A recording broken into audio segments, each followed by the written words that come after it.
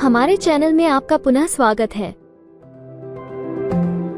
पिछले अध्याय में हमने जाना कि संविधान किसी राष्ट्र के लिए क्यों महत्वपूर्ण है, हमारा संविधान कैसे बना और संविधान के तहत भारत के नागरिकों को क्या मौलिक अधिकार दिए गए। अध्याय 2, धर्मनिरपेक्षता को समझना। भारतीय संविधान व्यक्तियों को अपनी धार्मिक मान्यताओं और प्रथाओं के अनुसार जीने की स्वतंत्रता देता है।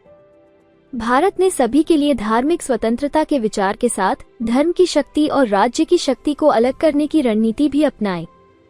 राज्य की शक्ति का अर्थ राज्य सरकार की शक्ति नहीं है, बल्कि इसका अर्थ है संपूर्ण भारत सरकार की शक्ति। धर्मनिरपेक्षता का तात्पर्य धर्म को राज्य या सरकार से अलग करने से है। धर्म को राज्य से अलग करना क्यों महत्वपूर्ण है? धर्मनिरपेक्षता का सबसे महत्वपूर्ण पहलू है धर्म को राज्य या सरकारी सत्ता से अलग करना। किसी भी देश के लिए लोकतांत्रिक तरीके से काम करना महत्वपूर्ण है। दुनिया के लगभग सभी देशों में एक से अधिक धार्मिक समूह हैं। इन धार्मिक समूहों के भीतर संभवतः एक समूह बहुसंख्यक होगा। यदि इस बहुसंख्यक धार्मिक समूह के पास राज्य सत्ता तक पहुंच है, तो यह आसानी से अपनी शक्ति और वित्तीय संसाधनों का उपयोग अन्य धर्मों के खिलाफ भेदभाव करने के लिए कर सकता है। बहुसंख्यकों की इस तानाशाही के परिणामस्वरूप भेदभाव, जबरदस्ती और कभी-कभी अन्य धर्मों के अल्पसंख्यकों के सदस्यों की हत्या भी हो सकती है। बहुसंख्यक लोग आसानी से अल्पसंख्यकों को उनके धर्म का पालन करने से रोक सकते हैं। धर्म के आधार पर किसी भी प्रकार का वर्चस्व उन अधिकारों का उल्लंघन है जो एक लोकतांत्रिक समाज के प्रत्येक नागरिक को उनके धर्म की परवाह किए बिना आत्मनिर्भर करता है। इसलिए बहुसंख्यकों का उत्पीड़न और मौलिक अधिकारों का उल्लंघन एक कारण है कि लोकतांत्रिक समाजों में राज्य और धर्म को अलग करना महत्वपूर्ण है। दूसरा कारण व्यक्तियों को अपने धर्म से बाहर निकलने, दूसरे धर्म को अपनाने या धार्मिक शिक्षाओं की अलग अलग व्याख्या करने की स्वतंत्रता की रक्षा करना है। उदाहरण के लिए, यदि कोई व्यक्ति हिंदू धर्म में पैदा हुआ है और यह मानने लगता है कि किसी अन्य धर्म में बेहतर धार्मिक मान्यताएं और मूल्य हैं, तो उस व्यक्ति को अपनी समझ के अनुसार अपना धर्म बदलने का अधिकार है। भारतीय धर्मनिरपेक्षता क्या है? भारतीय संविधान कहता है कि भारत सरकार धर्मनिरपेक्ष होगी। संविधान के अनुसार केवल एक धर्मनिरपेक्ष राज्य ही अपने उद्देश्यों को सुनिश्चित कर सकता है, जिससे कि ना तो एक धार्मिक समुदाय दूसरे पर हावी ना हो, ना कुछ सदस्य अपने ही धार्मिक समुदाय के अन्य सदस्यों पर हावी हों, और यह कि राज्य या सरकार किसी विशेष धर्म को लागू ना करे और ना ही व्यक्तियों की धार्मिक स्वतंत्रता छीनी जाए। भारतीय राज्य उपरोक्त वर्चस्व को रोकने के लिए विभिन्न तरीकों से कार्य करता है। सबसे पहले ये खुद को धर्म से दूर करने की रणनीति का उपयोग करता है। भारतीय राज्य पर किसी धार्मिक समूह का शासन नहीं है और ना ही यह किसी एक धर्म का समर्थन करता है। भारत में कानून, अदालतों, पुलिस स्टेशनों, सरकारी स्कूलों और कार्यालयों जैसे सरकारी स्थानों पर किसी एक धर्म को प्रदर्शित करने या बढ़ावा देने की अनुमति नहीं है। हालांकि यह नियम निजी संस्थानों या कार्यालय स्थानों पर लागू नहीं होता है। धर्मनिरपेक्षता को रोकने के लिए भारतीय धर्मनिरपेक्षता जिस दूसरे तरीके से काम करती है, वो हस्तक्षेप न करने की रणनीति के माध्यम से होती है। इसका मतलब ये है कि सभी धर्मों की भावनाओं का सम्मान करने और उनकी धार्मिक प्रथाओं में हस्तक्षेप न करने के लिए राज्य विशेष धार्मिक समुदायों के लिए कुछ अपवाद बनाता है। उदाहरण के लिए, सिख समुदाय के पुरुष अपने धर्म के प्रतीक के रूप में पगड़ी पहनते हैं, इसलिए उन्हें दोपहिया वाहन चलाते समय हेलमेट पहनने से छूट दी गई है। तीसरा तरीका हस्तक्षेप की रणनीति के माध्यम से है।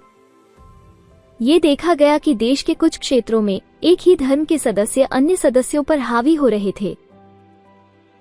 उदाहरण के लिए, भारत में अधिकांश धर्म जाति व्यवस्था में विभाजित हैं। उनमें से कुछ ऊंची जाति के हैं और कुछ उसी धर्म की निचली जाति के हैं।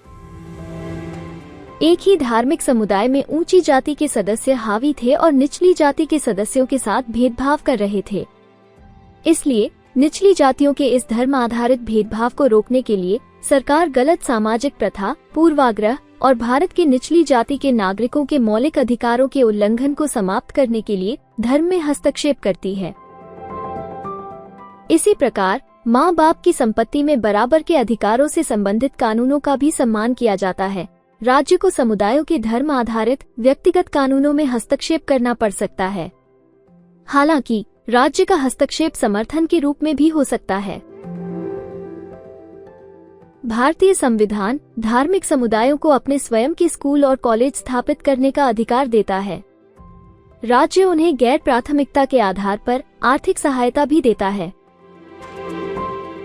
भारतीय धर्मनिरपेक्षता अन्य लोकतांत्रिक देशों से किस प्रकार भिन्न है?